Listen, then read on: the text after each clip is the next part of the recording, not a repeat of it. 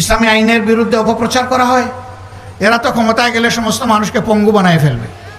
কয় কীভাবে?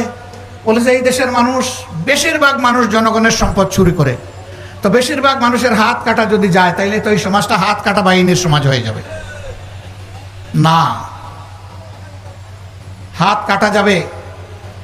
এই আইন জারির পরে এই ধরনের অপরাধ যারা করবে তাদেরকে বলে দেওয়া হবে এখন থেকে এই অপরাধের সাথে যাদেরকে পাওয়া যাবে তাদের ক্ষমা নেই।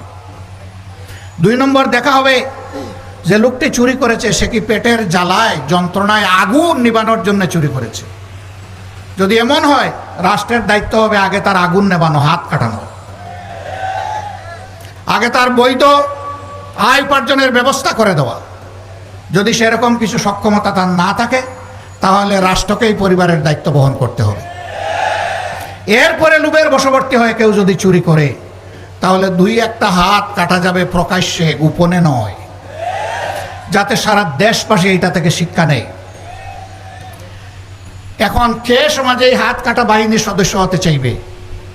তখন পরিবারের সদস্যদেরকে বলবে, চুরি করব তোমাদের জন্য, হাত কাটা যাবে আমার, আর এই হাত নিয়ে অপমানজনকভাবে আমি বেঁচে থাকবো। আমার পক্ষে আজ থেকে আর চুরি করা সম্ভব নয়। জিনার শাস্তি সঙ্গে সার।